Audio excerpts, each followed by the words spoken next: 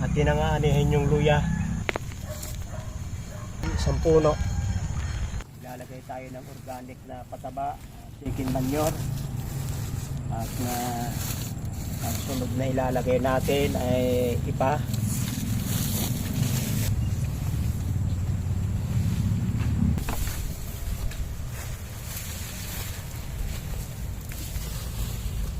Ay murang puhunan at ang kanay ipa. Alam ba yung itong ipa ay talagang pampaganda ng laman?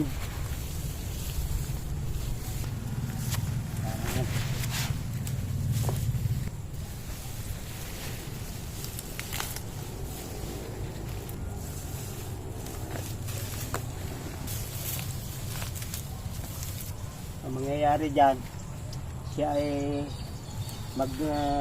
magsusuwi ng bago.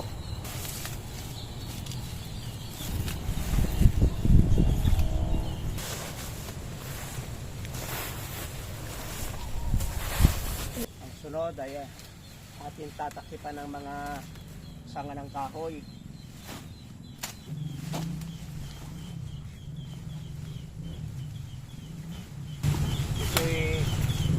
Matutunaw, magiging abuno at susulpot ang mga bagong sanga. Yan ay pabor sa kanila. Kaya tatakpan ng lupa. Yan hindi namin magagawa ngayon sapagkat na disinfection. At ating itinumba. Liyapakan natin yung mga lumang dahon. Nilagyan ng chicken manure at ng rice hull. Tapos ay nilagyan pa natin yan. Tapos ay tatakpan natin ng yero sa mga darating na araw. Ang aking paraan ng pagpapalaman ng luya. Tinangaanihin yung luya. Hindi na aabutin ng February dahil nalugot na yung dahon. Kung gaano kalaki ang laman ito. Ay!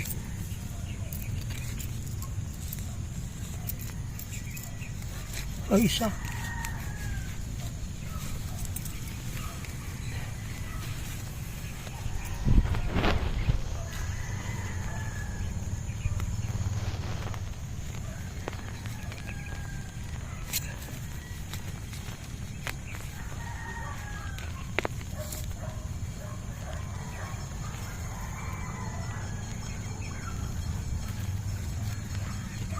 Gagawa tayo ng instant salabat.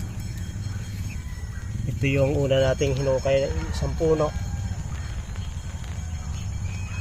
Ganda, no? Hindi naman pare-pareho ang laki niyan.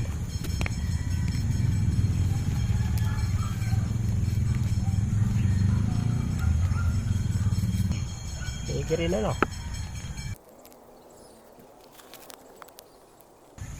Putol pala.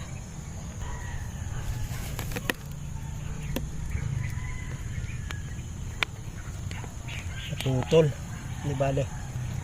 Yan naman ay gagayapin din.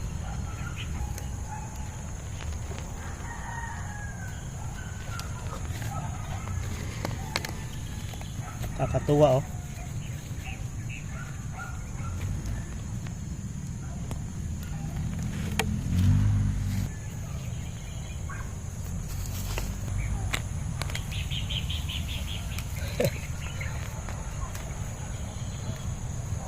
Organic.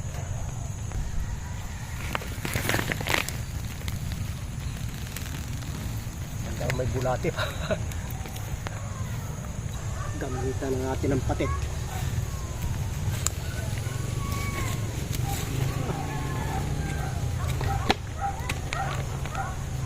Madali pala pag may patit.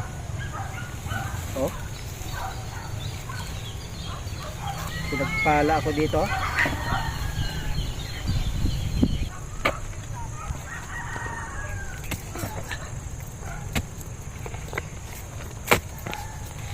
Mag-aani din si mami ng luya niya. Kanya-kanya kami ng talim.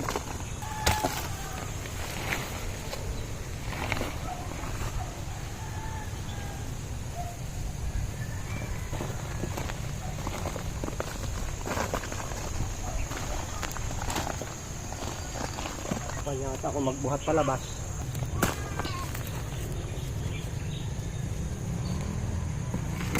Isa pa. natin malayo na. Yeah.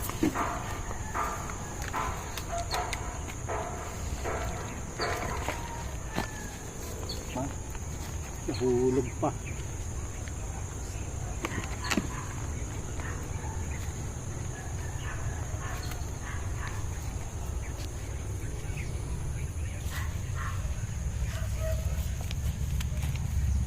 Yan. Yan ang aking pinagsarapan, nakakatuwang mag-harvest. Dahil alam mo na medyo magtanim at malinis. Salamat po sa pagsubaybay sa Natural Wellness si Pastor Vito.